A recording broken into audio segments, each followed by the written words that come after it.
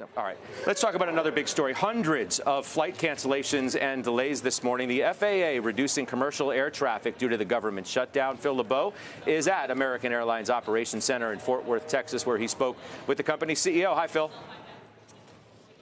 Hey, Scott, you know, this is a day where there's going to be a lot of cancellations, and a lot of people are saying, well, how are the airlines handling it? Here at the Operations Center for American Airlines, they're monitoring, working with, scheduling 5,800 flights today here in the United States. How many of those are being canceled of the 5,800? 221. They were announced last night, and what they have essentially done is they have worked to rebook those passengers to make it as least disruptive as possible. And so the bottom line is this. As you take a look at the flight cancellations today, Cirium has compiled what the industry is looking at in terms of American, Delta, and United. Those are the bulk of the 748 flights that are canceled today. It comes out to about 3% of all the flights into the 40 largest markets. How is this being handled here at American, and what does Robert Isom think about the impact of this as we move closer to the holiday season?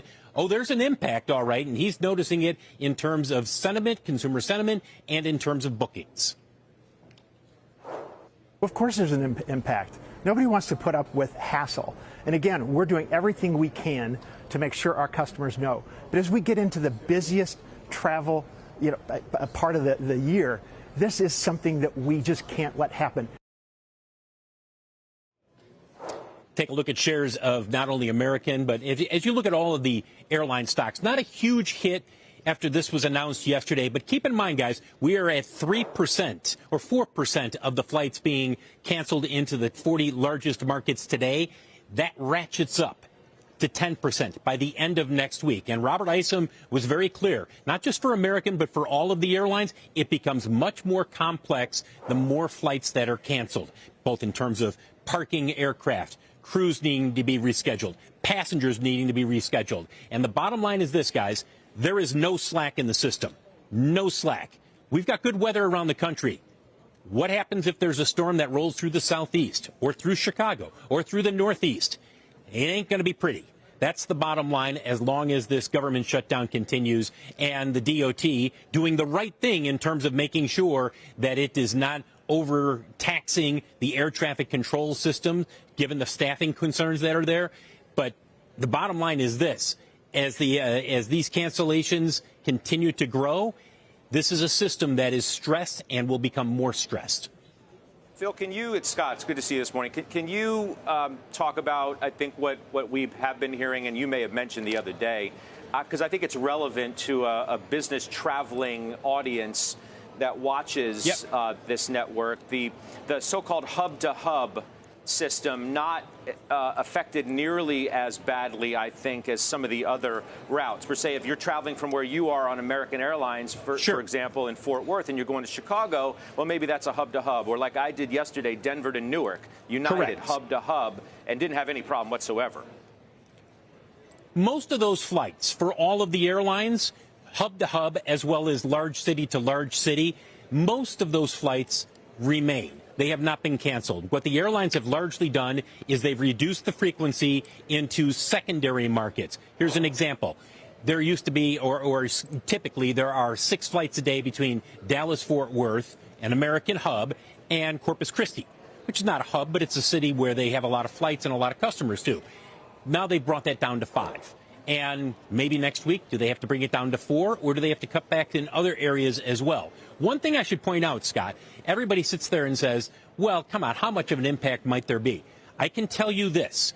When I fly, and I've been on several trips already in the last week and a half, every time somebody will stop me and they'll talk about the state of the airline travel business or their bookings or their personal experience flying, increasingly, corporate travelers are saying, I don't want to take a trip.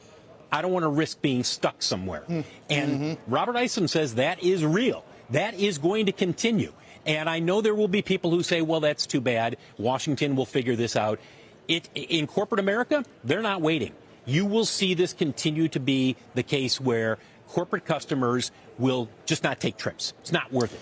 And look, when I came down here today, my wife said to me yesterday, are you sure you can get back tomorrow night?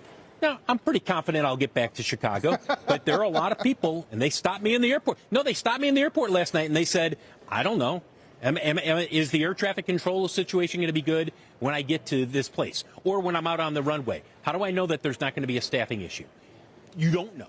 And that's the frustration for millions of people who are traveling and who have trips booked for the holiday season. Yeah, that's true. That is true. Actually, Goldman's got a nice table of the names most exposed to the airports impacted. At the top, Spirit, Frontier, United, and then way down the list, Phil, names like Southwest and American. While we have you, I do want to get you on Tesla, and I don't know if you want to talk about the pay package, the woes of being a public company, some of these aspirational production targets.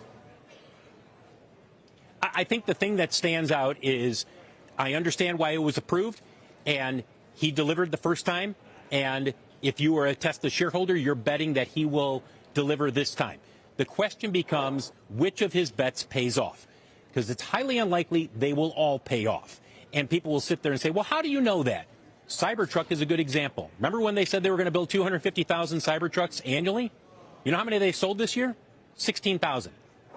I mean, the market is not there. You don't know for sure what is going to hit of the projects that Elon Musk is highlighting. Will it be the humanoid robots? Will he be able to build and sell 1 million of those annually? He might. But in a couple of years from now, he may not be able to do that. You just don't know which of these projects. Robotaxi, will it take off as he has planned? This is going to play out over the next couple of years. But at some point, investors will have to say, okay, where are the goods? Where are the returns? And that's on a backdrop where we're wondering whether the F-150 Lightning is going to survive. It's getting really interesting in the auto business.